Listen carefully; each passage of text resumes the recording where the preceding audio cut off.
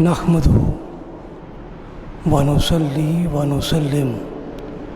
على رسوله النبي الكريم اما بعد فاعوذ باللہ من الشیطان الرجیم بسم اللہ الرحمن الرحیم من قتل نفسا بغیر نفس او فساد فی الارض فکأنما قتل الناس جميعا صدق اللہ العلی العظیم وصدق رسولہ النبی الکریم۔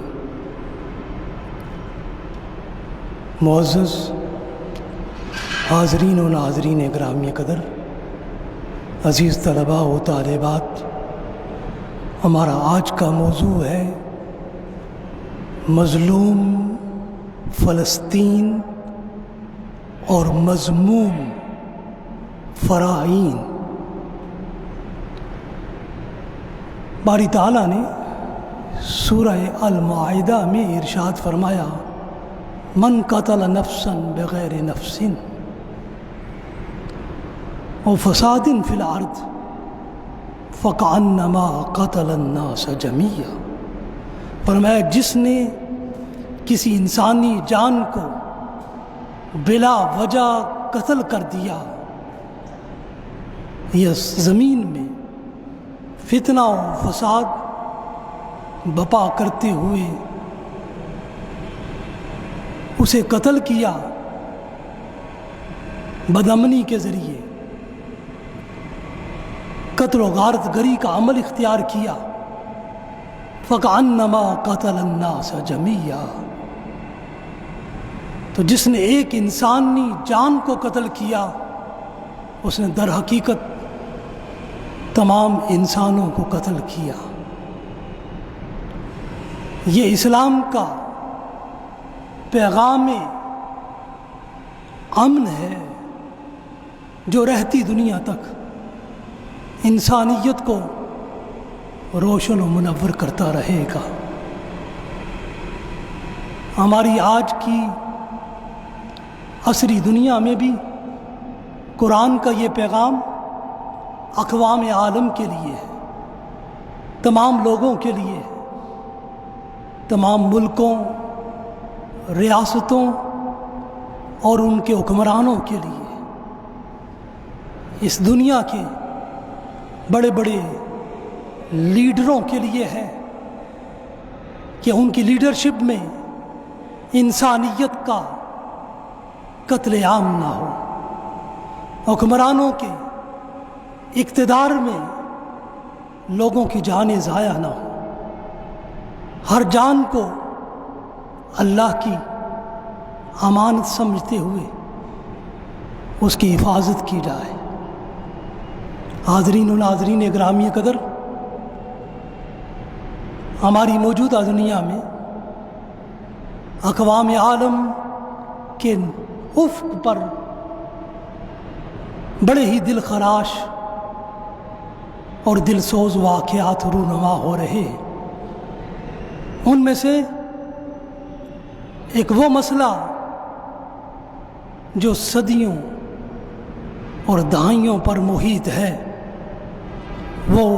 مسئلہ فلسطین ہے۔ فلسطین کی زمین پر بسنے والے مظلوم انسان ہیں، انہیں جینے کے حق سے محروم کر دیا گیا ہے۔ تقریباً 100 سال سے ان کے خون کی ندیاں بہائی جا رہی، انسانیت تڑپ رہی ہے، سسک رہی ہے، انسان ہی سے شکوہ کھونا ہے۔ جب ہم تاریخ کے اندر اس مسئلے کو دیکھتے ہیں تو 1918 کے بعد یورپی اقوام نے عرب زمین کے تقریباً 85% حصے پر قبضہ کر لیا تھا، اور اس خطے کو مشرق وسطیٰ کا نام دیا گیا۔ جب ہم فلسطین کو ایک مسئلہ کہتے ہیں تو اس کا مفہوم ہی یہ ہے کہ یہ بہت پرانا مسئلہ ہے اور یہ بہت ہی گنجلک مسئلہ ہے اور یہ ہماری فوری توجہ کا متقاضی ہے۔ یہ مسئلہ غیر یقینی ہر دور میں رہا ہے، مشتبہ رہا ہے، غیر مستحکم رہا ہے۔ فلسطین کا مسئلہ جنگ عظیم دوم کے بعد ساری دنیا کے لیے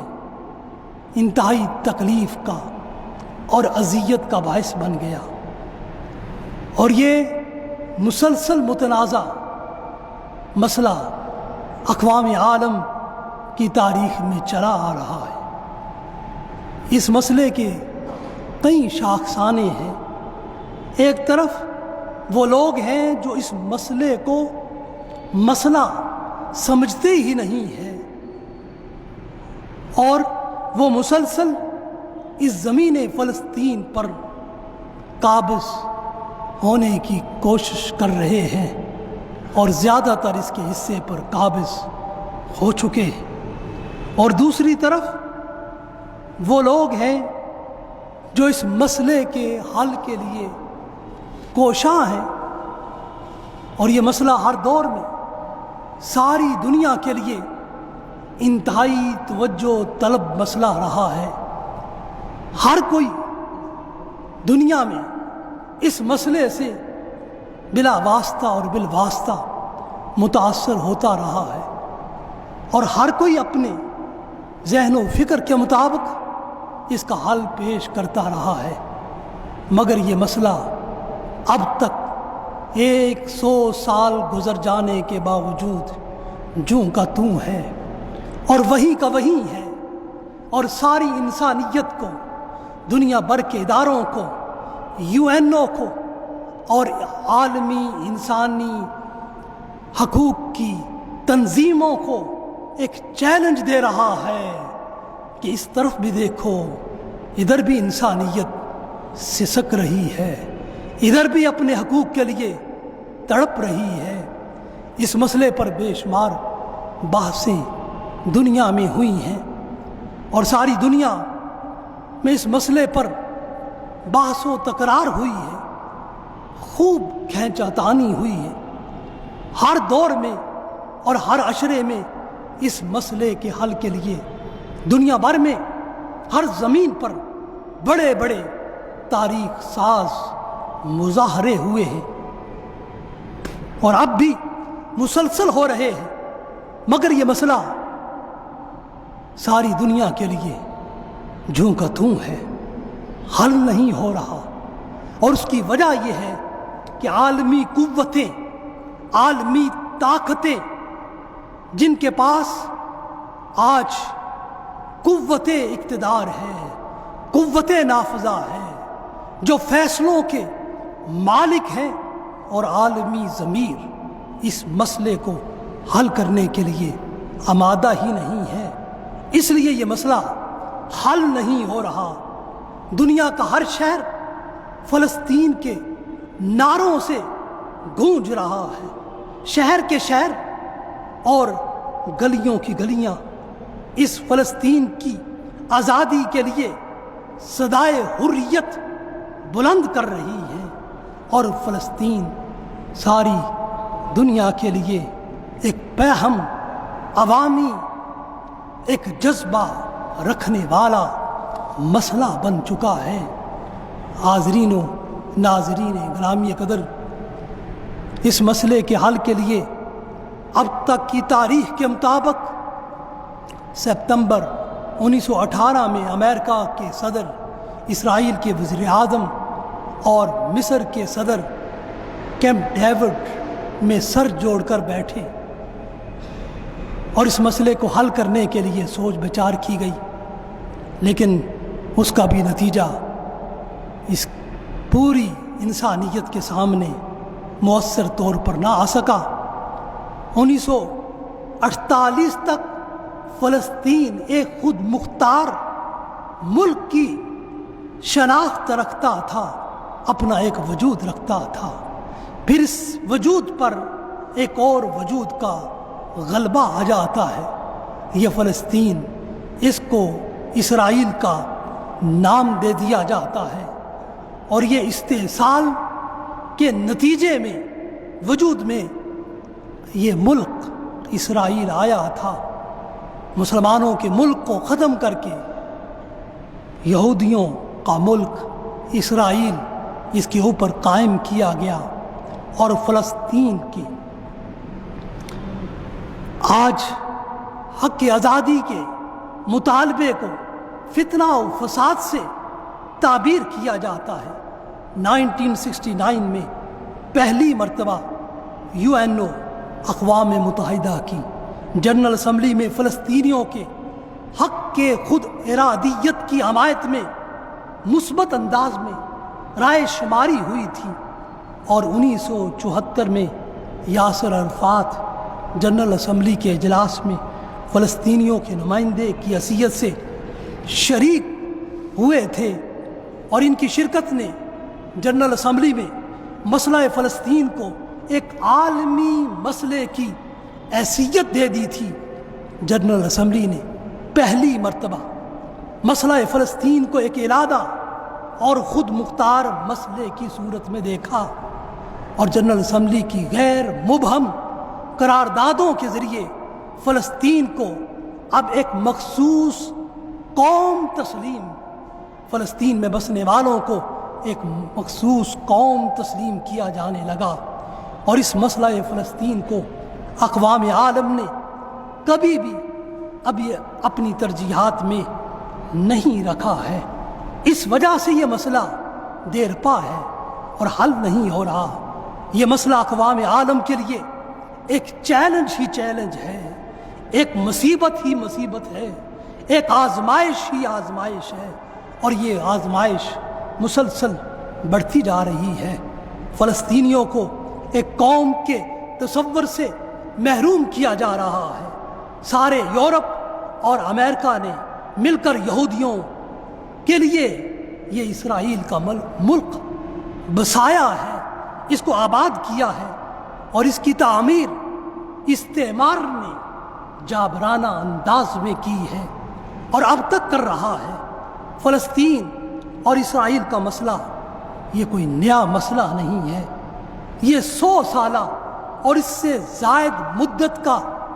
حاضرین و ناظرین گرامی قدر پرانا مسئلہ ہے۔ یہ UNO اقوام متحدہ کے قیام پر یہ مسئلہ مسلسل ایک سوالیہ نشان بنے ہوئے ہے، اور UNO کی کارکردگی دنیا بھر کے غیر جانبدار انسانوں کے سامنے یہ مسئلہ اجاگر کر رہا ہے کہ UNO کو بنایا ہی اس لیے گیا تھا کہ یہ تنازعات اقوام کو حل کرے، دنیا میں جہاں جہاں جھگڑے اور فسادات ہیں ان کو مٹائے، لیکن UNO آج اپنے مقصد کو پورا کرنے میں ناکام ہے۔ اسی مقصد کے لیے اس کو معرض وجود میں لایا گیا تھا، اور بین الاقوام تنازعات، وہ مسئلہ فلسطین ہو، مسئلہ کشمیر ہو، دیگر مسائل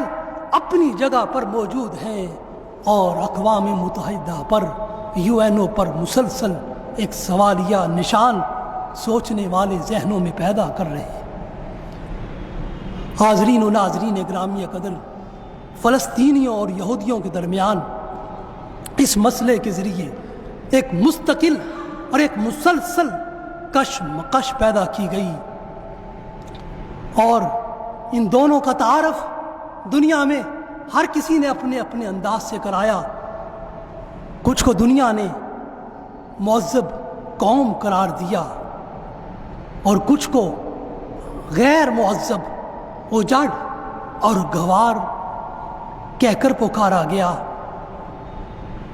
اور یہ یہودیوں اور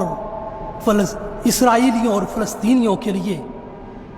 یہ معاملہ کیا گیا۔ اسرائیلیوں کی تعریف کی گئی اور فلسطینیوں کی برائی کی گئی، اور پھر رفتہ رفتہ اس مسئلے کو دو تہذیبوں کا مسئلہ بنا دیا گیا، اور وہ تہذیبیں جس کو اپنانے والے، اس میں ایک تہذیب کے افراد ان کے پاس وسائل کی کثرت ہے، اور دوسری تہذیب کے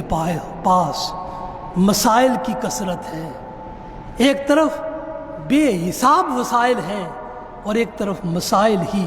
مسائل ہیں، ایک طرف ترقی ہے اور دوسری طرف پسماندگی ہے۔ ایک کو زمین فلسطین کا قابض بنا دیا گیا اور دوسرے سے یہ زمین چھین لی گئی۔ حاضرین و ناظرین گرامی قدر، 1822 تک اسرائیلی ذرائع کے مطابق فلسطین میں آباد یہودیوں کی تعداد 24,000 تھی۔ 1822 کے اعداد و شمار کے مطابق یہ تعداد ملک کی آبادی کا 10واں حصہ تھی۔ اکثریت عربوں کی تھی، جن کو رفتہ رفتہ یہاں سے نقل مکانی پر مجبور کیا گیا، ان کی جانوں پر حملے کیے گئے، ان کے مالوں کو لوٹا گیا، ان کی عزتوں کو پامال کیا گیا،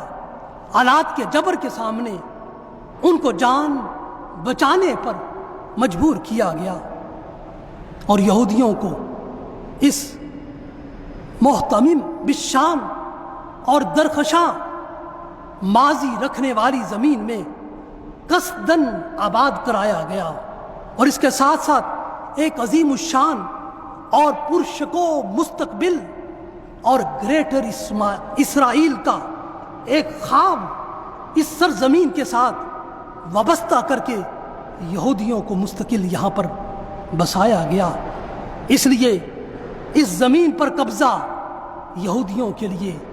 انتہائی ضروری تھا، اور اس نئے ملک کی اشد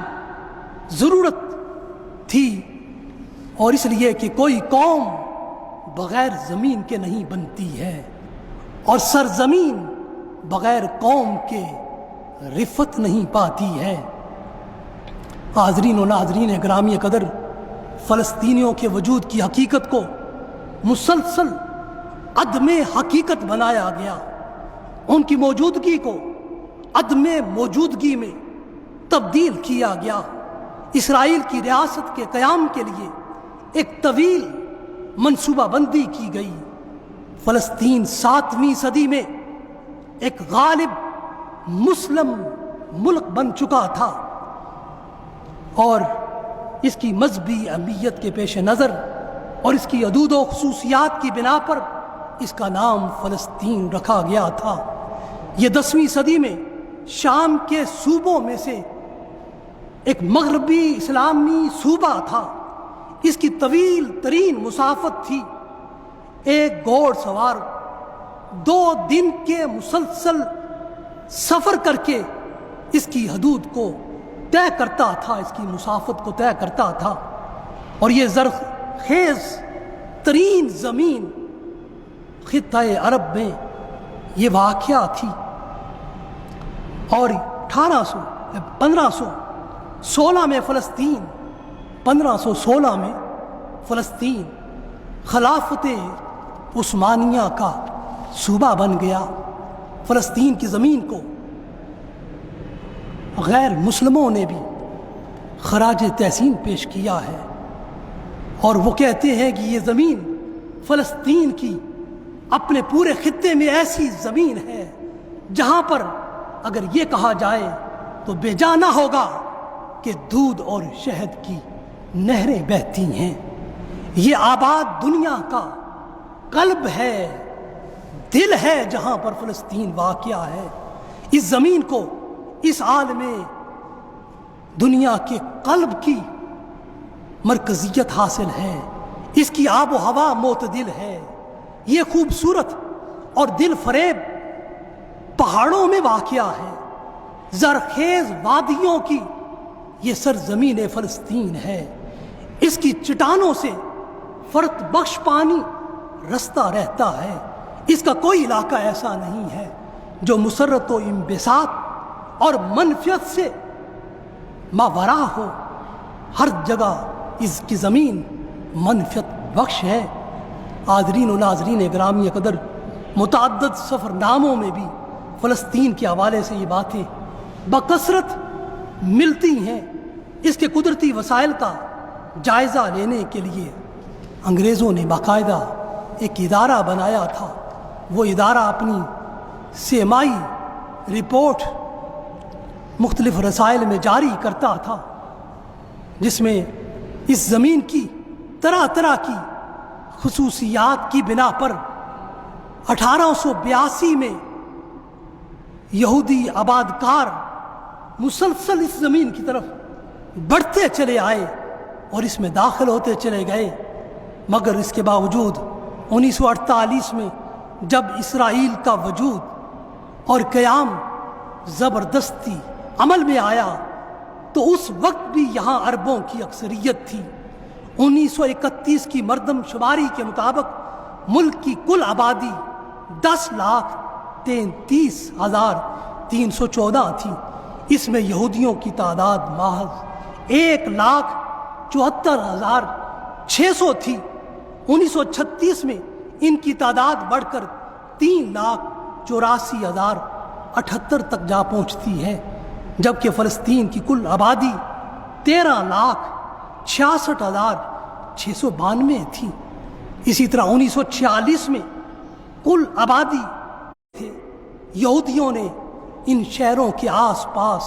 اپنی نئی بستیاں قائم کی تھیں، اور رفتہ رفتہ یہودیوں نے یہاں پر صنعتیں اور کارخانے لگانے کا عمل شروع کیا، اور اس کے ساتھ ہی کے قائم ہو جانے کے بعد فلسطینیوں کو سخت مشکلات کا سامنا کرنا پڑا۔ ایک طرف خلافت عثمانیہ کے چھوڑے ہوئے مسائل تھے، دوسری طرف یہودی آباد کاروں میں تیزی سے اضافہ ہو رہا تھا، اور تیسری طرف برطانوی اقتدار کا تیزی سے استحکام تھا۔ فلسطینی بری طرح ان عوامل میں گر گئے، چنانچہ فلسطینی مسلمانوں نے برطانوی حکمرانی اور یہود کی آباد کاری کی ڈٹ کر مخالفت کی، اور اس تحریک کے ذریعے فلسطینیوں میں ایک قومی شعور پیدا ہوا، اور ان کو بحیثیت قوم مسلم کچھ اقدامات کرنا پڑے۔ حاضرین و ناظرین گرامی قدر، فلسطین پر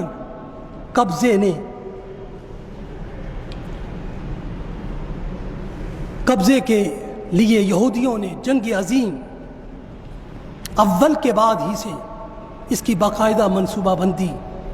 شروع کر دی تھی، اور اس کے ہمیں تاریخ میں شواہد بھی ملتے ہیں کہ اسرائیل کی تعمیر عرب کے فلسطین کا جو عرب فلسطین کے کھنڈرات پر کرنا مقصود تھی، اور فلسطینی وجودوں پر اسرائیل کے وجود کو قائم کرنا تھا، ان کی لاشوں پر اسرائیلیوں کے وجود کو بپا کرنا تھا۔ شروع میں اس تصور کو گول مول انداز میں اور لپٹے ہوئے الفاظ میں بیان کیا گیا تاکہ اس کی نو آبادیاتی نظام کی تشکیل آسان ہو سکے۔ 1895 میں یہودیوں نے فلسطین پر قبضے کے لیے باقاعدہ یہ منصوبہ بندی شروع کی، اور یہاں کی مفلس اور قلاش آبادی کو اپنے ہی ملک میں روزگار کے ذرائع سے محروم کیا گیا۔ آس پاس کے ممالک میں ان کو روزگار کے لیے دھکیلا گیا، اور انہوں نے یہ سارا عمل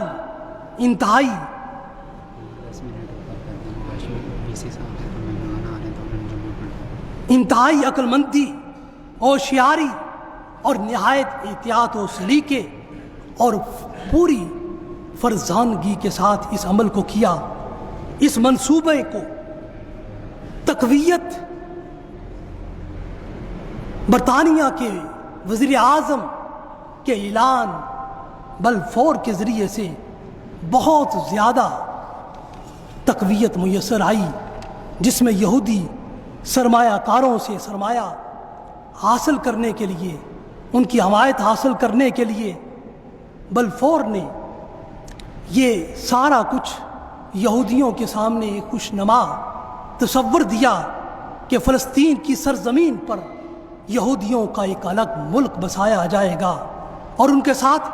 وعدہ کیا گیا یہودیوں کے ساتھ کہ انہیں ایک آزاد ریاست فلسطین کی زمین میں بنا کر دی جائے گی۔ اس اعلان کا واضح مطلب تھا یہاں کے اصل باشندوں کو اس ملک سے باہر کیا جائے گا، تاکہ ان کے بعد ایک نئی یہودی ریاست کی داغ ڈھیل ڈالی جائے، اور نئی یہودی ریاست کی تعمیر کے لیے پہلے والی آبادی کی تخریب اور اس کی بربادی لازم تھی۔ مسلمانوں کو، فلسطینیوں کو وہاں سے ختم کر کے ہی یہودیوں کو آباد کیا جا سکتا تھا۔ اس حوالے سے سب سے پہلے آباد لوگوں پر، وہاں فلسطین میں آباد لوگوں پر، مسلمانوں پر طرح طرح کے ظلم و ستم کے پہاڑ ڈھائے گئے، ان کی آبادیوں کو ختم کر کے استعماری آبادیاں قائم کی گئیں، اور فلسطینیوں کی آبادی کی اینٹ سے اینٹ بجائی گئی، اور تقریباً 400 دیہاتوں کو، مسلمانوں کے دیہاتوں کو، فلسطینیوں کے دیہاتوں کو اسرائیلیوں نے، یہودیوں نے صفحہ ہستی سے مٹا دیا، اور ان دیہاتوں کی ہر چیز کو تباہ و برباد کر دیا گیا۔ باغات اجاڑ دیے گئے، قبروں کو مسمار کر دیا گیا۔ اس مقصد کے حصول کے لیے اسرائیل نے 1967 میں عربوں کے خلاف جنگ میں بھی بہت بڑی کامیابی حاصل کی، اور بڑی تعداد میں عربوں کے مکانات کو تباہ کیا گیا، اور تباہی و بربادی کی یہ انتہائی المناک داستان ہے۔ 1948 میں لاکھوں فلسطینیوں کو اپنے گھروں سے بے دخل کیا گیا، اس لیے کہ اسرائیل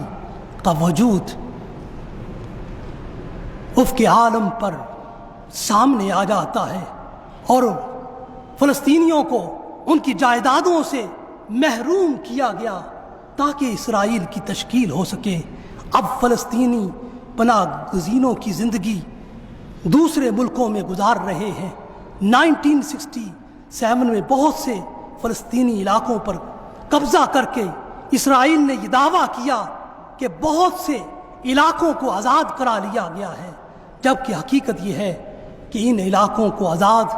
نہیں کرایا گیا تھا، بلکہ ان پر قبضہ کیا گیا تھا۔ اب فلسطینی خود اپنے ہی ملک میں محکومی کی اور غلامی کی زندگی بسر کر رہے ہیں، جبکہ یہودی اسی عمل کو آزادی کی تحریک قرار دے رہے ہیں۔ آج دنیا کی بڑی بڑی طاقتیں اسرائیل کی پشت پناہی کر رہی ہیں اور ہمیشہ سے اس کی سرپرستی کر رہی ہیں۔ بلا شبہ فلسطین ایک ایسی دھرتی ہے جہاں دو فریق باہم ایک دوسرے کے ساتھ برسرے پیکار ہیں۔ اس میں ایک فریق اس کا قدیم اور مقامی آبادی پر مشتمل ہے، جبکہ دوسرا فریق ان لوگوں پر مشتمل ہے جو باہر سے آ کر یہاں پر آباد ہوا ہے۔ 1918 سے قبل فلسطین خلافت عثمانیہ کا ایک صوبہ تھا۔ 1918 کے بعد یہ برطانیہ کے ماتحت چلا گیا، اور یوں اس خطے میں برطانوی اثر و رسوخ کافی حد تک بڑھ گیا۔ یہودیوں کے پاس مال و دولت کی فراوانی تھی، یہ صنعت کار تھے، جبکہ مقامی فلسطینی کاشتکار تھے۔ مال و دولت اور زندگی کے معیار میں دونوں میں بہت زیادہ فرق تھا۔ یہودی سرمایہ کاروں اور صنعت کاروں نے بڑی تعداد میں مقامی لوگوں کے مکانات اور ان کی جائیدادوں کو ایک خاص مہم کے تحت، ایک خاص مقصد کے تحت خریدنا شروع کر دیا، اور فلسطینی پہلے اپنے گھروں اور جائیدادوں کو بیچنے کے لیے آمادہ نہ تھے، پھر ان کے گھروں کو جو نہیں بیچتے تھے ان کے گھروں کو مسمار کیا جانے لگا اور ان پر طرح طرح کے مظالم ڈھائے جانے لگے اور ان کی زندگی کو تنگ کیا جانے لگا، ان کی نقل و حرکت پر پابندی لگائی جانے لگی اور یوں ان کا جینا مشکل بنا دیا گیا۔ زندہ لوگوں کو جیلوں میں ڈالا جانے لگا اور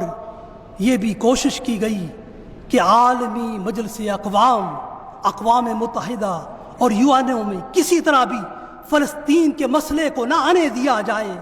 تاکہ فلسطینیوں کی آواز کسی کے کانوں تک نہ پہنچ سکے، اور اس کے ساتھ ساتھ میڈیا میں اسرائیلی ریاست کی اس قدر تشہیر کی گئی کہ فلسطینی ریاست کی طرف کوئی خیال اور کوئی سوچ تک نہ جائے، اور یہ فلسطینی ریاست اور عوام کے لیے ایک دشمن منصوبہ تھا جس پر عمل درآمد جاری و ساری ہے۔ حاضرین و ناظرین و گرامی قدر، بیت المقدس میں حالیہ جھڑپوں میں سینکڑوں فلسطینی زخمی ہوئے ہیں، اور یہ تنازع اس وقت مزید شدت اختیار کر گیا جب حماس کی جانب سے اسرائیلی علاقوں میں راکٹ داغے گئے۔ جواب میں غزہ پر اسرائیلی حملے ہوئے، بہت سے بچے اور افراد شہید ہو گئے۔ اسرائیل اور فلسطین کے درمیان یہ تنازع کئی دہائیوں پر مشتمل ہے۔ زیادہ تر فلسطین کے اصل باشندے اس سارے علاقے پر اسرائیل کے قبضے کے بعد پناہ گزین ہو چکے ہیں۔ فلسطینی اپنی وسیع و عریض زمین میں سے سمٹ کر صرف غزہ کی پٹی اور غرب اردن کی پٹی پر آباد ہیں۔ ان کے رشتہ دار شام، لبنان میں منتقل ہو گئے ہیں اور وہیں پر مستقل مقیم ہو گئے ہیں۔ اسرائیل نے ان کی شناخت، ان کی زمین ان سے چھین لی ہے۔ اسرائیل فلسطینی پناہ گزینوں کو اپنے گھروں میں لوٹنے کی، واپس آنے کی اجازت بھی نہیں دیتا، اس لیے کہ وہ سمجھتا ہے کہ یہودی ریاست کی وسعت اور اس کی حفاظت کے لیے ان کا واپس آنا خطرناک ہے۔ اسرائیل آج بھی عرب اردن پر قابض ہے، اور البتہ اس نے غزہ کی پٹی سے اپنی فوجوں کو نکال لیا ہے۔ UN کی طرف سے انتہائی ظلم فلسطین کے ساتھ یہ کیا جا رہا ہے کہ ان کے زیر استعمال علاقوں کو مقبوضہ علاقہ تصور کیا جا رہا ہے، اور قوم کو اور ساری دنیا کو یہی تصور دیا جا رہا ہے کہ یہ مقبوضہ علاقہ ہے۔ اور گزشتہ 50 سالوں میں یہودیوں نے یہاں اپنی آبادیاں بنائی ہیں۔ 6 لاکھ یہودیوں کو فلسطینیوں کے علاقوں میں آباد کر کے اس زمین پر، سرزمین فلسطین پر قبضہ کیا گیا ہے۔ فلسطینی اور اقوام عالم اسرائیل کے اس عمل کو غیر قانونی قرار دے رہے ہیں، مگر اسرائیل عالمی قوتوں اور طاقتوں کی اندھی حمایت کی وجہ سے بدمست ہاتھی کی طرح ہر چیز کو کچلے جا رہا ہے۔ UN کی کسی قرارداد کو وہ ماننے کے لیے تیار نہیں ہے، اور عالمی سطح پر مسلمانوں کی کوئی مؤثر آواز نہیں ہے۔ مسلم ممالک میں حکمران تو بے شمار ہیں، لا تعداد ہیں، مگر ان میں لیڈر کوئی بھی نہیں ہے۔ لیڈرشپ کا قحط الرجال ہے۔ آج مسلم ممالک اپنے ممالک کے مفادات کی وجہ سے مظلوم فلسطینیوں کے حق میں آواز بلند کرنے سے ڈرتے ہیں، اور حکمران اپنی حکمرانی بچانے کے لیے بہت نرم سا بیان دے کر اپنی قوم کے ساتھ سرخرو ہونے کی کوشش کرتے ہیں۔ آج مشرقی بیت المقدس، غزہ کی پٹی، غرب اردن میدان جنگ بنے ہوئے ہیں۔ یہ علاقے مسلسل اسرائیل کی بمباری کا نشانہ بنے ہوئے ہیں۔ اسرائیل ان علاقوں کی مکمل ناکہ بندی کیے ہوئے ہے۔ فلسطینی خالی ہاتھوں اور اسرائیلی فوجی بھرپور اسلحہ کے ساتھ فلسطینیوں کو مار رہے ہیں، اور ان کی جانوں پر گولیاں اور جدید اسلحہ برسا رہے ہیں، اور فلسطینی اس حوالے سے اپنے سینوں کو ان کے سامنے پیش کر رہے ہیں، اپنی جانوں کا نذرانہ پیش کر رہے ہیں، اور اپنے زخموں کو سہ رہے ہیں، اور اپنے پیاروں کی جدائی برداشت کر رہے ہیں، اور ان کے سارے دنیاوی احساسات فلسطینیوں کے تباہ ہو رہے ہیں، ان کی عزت و ناموس پامال ہو رہی ہے، ان کے مالوں کو لوٹا جا رہا ہے، ان کو سر عام گولیوں کا نشانہ بنایا جا رہا ہے، اور ان کی طرف سے مدافعت اور مزاحمت کی ہر آواز کو دبایا جا رہا ہے، اور ان کے مدافعتی اور مزاحمتی عمل کو پوری قوت کے ساتھ کچلا جا رہا ہے۔ ان کی زبان بندی ہے۔ آج کے جدید دور میں فلسطینی لوگ غلاموں جیسی زندگی بسر کر رہے ہیں۔ یہ دنیا انسانیت کا سب سے بڑا ظلم ہے جو فلسطینیوں پر کیا جا رہا ہے۔ ان کی زندگی کو غلامی کی زندگی سے بھی ابتر اور برا بنایا گیا ہے، اور ان کے تمام انسانی حقوق غصب ہیں۔ دنیا کی کوئی مہذب قوم اسپتالوں پر حملہ نہیں کرتی ہے، مریضوں،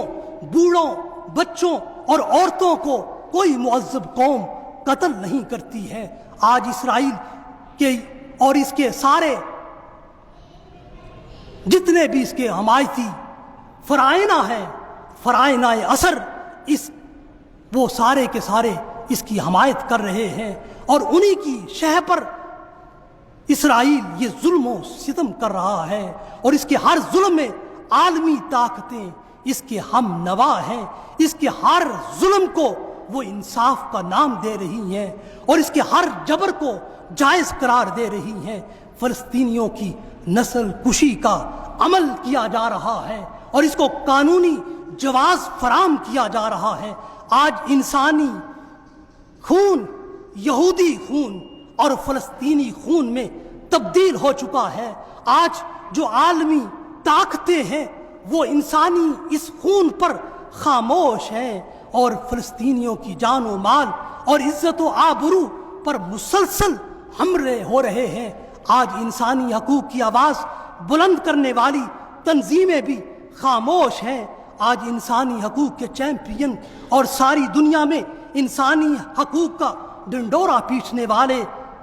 من پسند انسانوں کے حقوق کی تحفظ کی بات کرتے ہیں، لیکن جو ہی فلسطینیوں کے حقوق کی بات آتی ہے وہ خاموش ہو جاتے ہیں۔ آج فلسطین میں انسانیت سسک رہی ہے، تڑپ رہی ہے، اور بے یارو مددگار ہے۔ اپنے بھی بیگانے ہیں اور بیگانے بھی متعصب ہیں۔ آج انسانی خون کا تقدس خود ظالم انسانوں کے ہاتھوں خراب ہو رہا ہے۔ عالمی طاقتوں کے انسانی حقوق کے معیارات اپنے لیے جدا ہیں، پسماندہ اور غریب ممالک کے لیے ان کے معیارات الگ ہیں، جدا ہیں۔ آج ترقی یافتہ ملکوں کے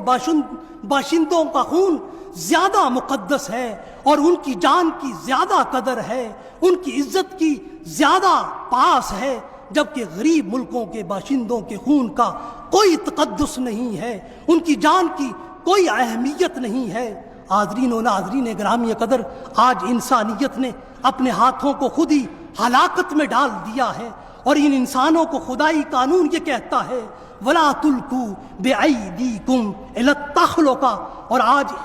انسان نے اس زمین کو فساد اور فتنے سے بھر دیا ہے۔ سعیٰ فی الارض لیفسد فیہا، اور آج انسان دوسرے انسان کو قتل کرنے پر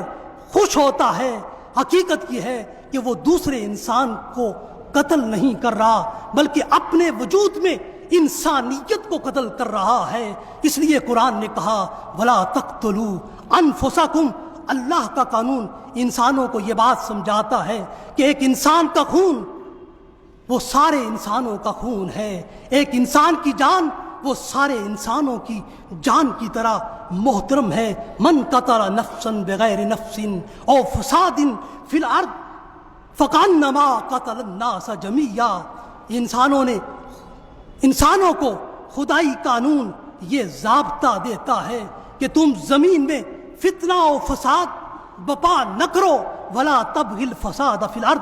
کچھ لوگوں اور کچھ قوموں کا از خود مقصد حیات ہی فتنہ و فساد بپا کرنا ہوتا ہے، اور دوسروں کو وہ فسادی سمجھتے ہیں جبکہ خود کو امن پرور سمجھتے ہیں، اور خدائی قانون ان کے بارے میں اعلان کرتا ہے الا انہم ہم المفسدون، اور کچھ قومیں اور کچھ لوگ ہر وقت فتنوں میں رہتے ہیں، قتل و غارت گری میں مصروف رہتے ہیں، اور یہ اس دنیا کے بدترین مخلوق شر البریہ ہیں۔ حاضرین و ناظرین گرامی قدر، مسئلہ فلسطین آج دنیا بھر کے حکمرانوں اور قوموں کو اپنی طرف متوجہ کر رہا ہے۔ اگر تم انسان ہو تو انسانیت کے لیے آواز بلند کرو، اگر تم انسان ہو تو انسانی خون کی عظمت کے لیے جد و جہد کرو، مظلوموں کا ساتھ دو اور ظالموں کو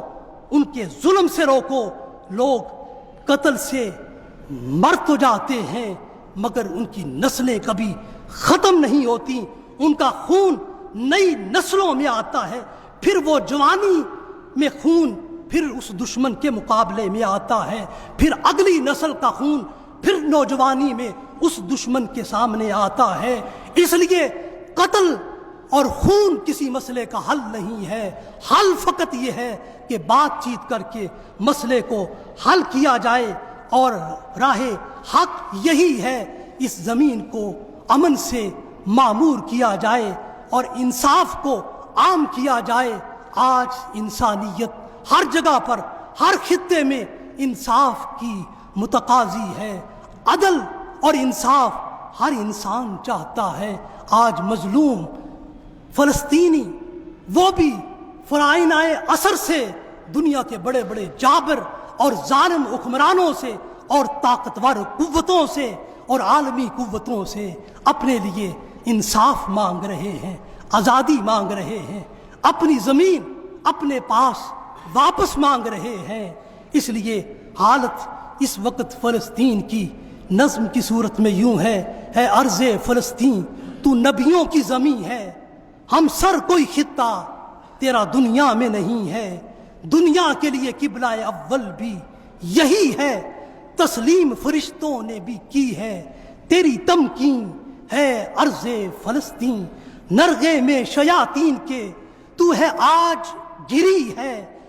ارض مقدس یہ قیامت کی گھڑی ہے، پاکیزہ روایت تیری دم توڑ رہی ہے، قابض ہیں فرشتوں کے ٹھکانوں پہ شیاطین، ہے ارض فلسطین ہے مجلس اقوام، دہائی ہے کیا تیرے قوانین ہے، کیا ہے تیرا آئین، کیا تیرے قوانین ہے، کیا ہے تیرا آئین، ہے ارض فلسطین۔ برساتے ہیں جب موت گرجتے ہوئے بمبار، تکتے ہیں سوئے عرش برین بے کس و لاچار، حملے ہیں جوانوں پہ تو بوڑھوں پہ ہے یلغار، توپوں کے دانوں پہ ہیں اطفال و خواتین، گھر کے در و دیوار ہی اب ان کے ہیں مدفن، گھر کے در و دیوار ہی اب ان کے ہیں مدفن، وہ حشر بپا ہے کہ نہ تجہیز نہ تکفین، نہ تجہیز نہ تکفین، ہے ارض فلسطین۔ ابلیس کی اولاد ہیں آدم کی نہیں ہے، ابلیس کی اولاد ہیں آدم کی نہیں ہے۔ حاضرین و ناظرین گرامی قدر، اس ساری حالت زار پر اللہ کی بارگاہ میں مظلوم فلسطینیوں کے لیے مسلمان اللہ کی بارگاہ میں مدد و نصرت کے لیے دعا کرتے ہیں، اور رسول اللہ صلی اللہ علیہ وسلم کی بارگاہ میں یہ آرزو کرتے ہیں، ایک بار اور بھی بدخواہ سے فلسطین میں آ، ایک بار اور بدخواہ سے فلسطین میں آ، راستہ دیکھتی ہے مسجد اقصی تیرا، راستہ دیکھتی ہے مسجد اقصی تیرا۔ وآخر دعوانا الحمدللہ۔